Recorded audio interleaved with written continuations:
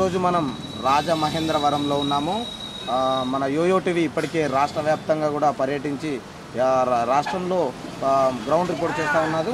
ఎక్కడ అసలు ఈ యొక్క రాష్ట్రంలో ఎవరు ముఖ్యమంత్రి అయితే బాగుంటారో మనం అడిగే తెలుసుకుందాం. చెప్పండి, ఈ రాష్ట్రానికి ముఖ్యమంత్రి ఎవరైతే బాగుంటుంది?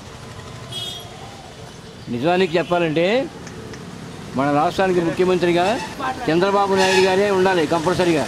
ఎందుకంటే ఆయన చేసిన అభివృద్ధి కార్యక్రమాలు అన్నీ ఇన్ని కాదు. వృద్ధాప్య పింఛన్లు 2000 చేశారు, అలాగే ఇల్లు కూడా కట్టిస్తున్నారు.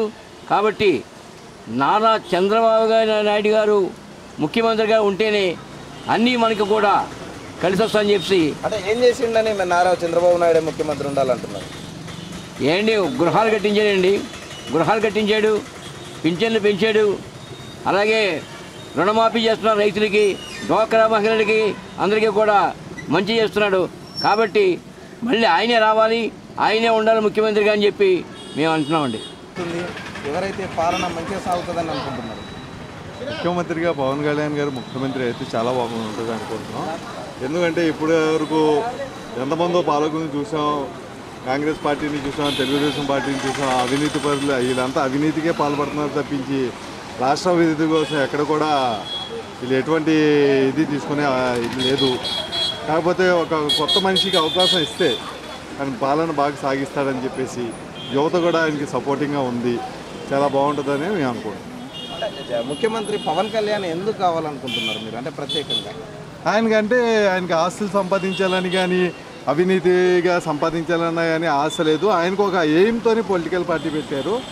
ఆయన ఒక ఉద్దేశం అంటే రాష్ట్ర ప్రజలను బాగు చేయాలా, యువతను ఒక సరైన దిశ నడిపించాలని అనుకుంటున్నారు. కాబట్టి ఆయన ఖచ్చితంగా ఆయన సినీ ఫీల్డ్ను వదిలేసుకొని లగ్జరీ జీవితాన్ని వదిలేసుకొని ఈ రాజకీయాల్లోకి వస్తున్నారు. కాబట్టి ఆయనకి ఎటువంటి ఆశ లేదు. కాబట్టి అటువంటి వ్యక్తిని రాష్ట్ర ముఖ్యమంత్రిగా చేయాలని ఉంటే బాగుంటుందని మేము కోరుకుంటున్నాం. ఇంతకుముందు యూత్కి ఏ గవర్నమెంట్ అన్ని డిపార్ట్మెంట్లు ఉన్నాయి, అన్ని డిపార్ట్మెంట్లో ఒక్కొక్క బ్యాక్ ఇది తెలియట్లేదు అన్నమాట జనానికి. అంటే వెనకాల మొత్తం అంతా ఫ్రాడ్ జరుగుతుంది. ఈ ఫ్రాడ్ జరిగింది మొత్తం మొన్న వైజాగ్లో మీటింగ్ అయిందన్నమాట, మెడికల్ మొత్తం.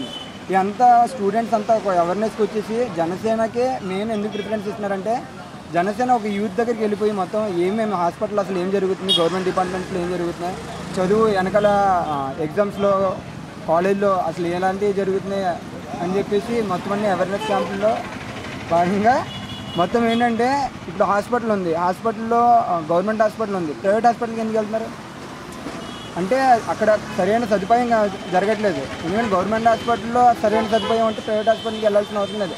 అలాగే లక్షలు లాగేసుకున్నారు ఒక పేద సమాజం మీద. అదే పవన్ కళ్యాణ్ మన సీఎంగా అయితే ఆయన మొత్తం గవర్నమెంట్ హాస్పిటల్ ప్రైవేట్ హాస్పిటల్ వెళ్ళాల్సిన ఎవరికి లేదు. ఎందుకంటే అంత పెద్ద ఎక్విప్మెంట్లో ఆయన తెచ్చేస్తారు. అలాగే గవర్నమెంట్ స్కూల్లో అందరూ వదిలేస్తున్నారు, ప్రైవేట్ స్కూల్లో అందరూ చదువుతున్నారు. ఎందుకంటే ఆ ప్రైవేట్ స్కూల్లో కూడా ఇంకా మొత్తాన్ని తగ్గించేసి మొత్తం గవర్నమెంట్ స్కూల్లో మొత్తం ఎడ్యుకేటెడ్ మొత్తం ఎక్కువ చేస్తారని చెప్పేసి జనసేన కోరుకుంటుంది. కాబట్టి మేము సపోర్ట్గా ఉన్నాం. రాష్ట్రంలో ఎన్నికలు జరుగుతూ ఉన్నాయి. ఈరోజు ఈ ఆంధ్రప్రదేశ్ రాష్ట్రానికి ముఖ్యమంత్రి ఎవరైతే బాగుంటుంది అనుకుంటున్నారు?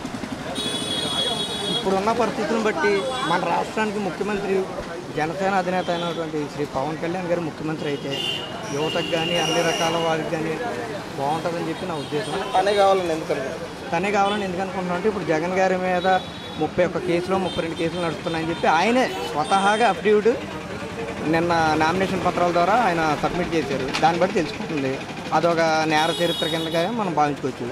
అలాగే మన నారా చంద్రబాబు నాయుడు గారు అయితే మాత్రం అభివృద్ధి పదంలో స్టేట్ని నడిపిస్తున్నాను, అమరావతి పూర్తి చేస్తాను, పోలవరం పూర్తి చేస్తానని చెప్పారు. కానీ ఇప్పటివరకు అయితే ఏది కూడా పూర్తిగా పని అయినట్టు కానీ ఎక్కడ కూడా జరగలేదు. ఎక్కడ పనులు అక్కడ పెండింగ్గా ఉన్నాయి. దానివల్ల ఏ నిస్వార్థం లేకుండా శ్రీ పవన్ కళ్యాణ్ గారు ఆయన రాజకీయ జీవితాన్ని ప్రారంభించారు.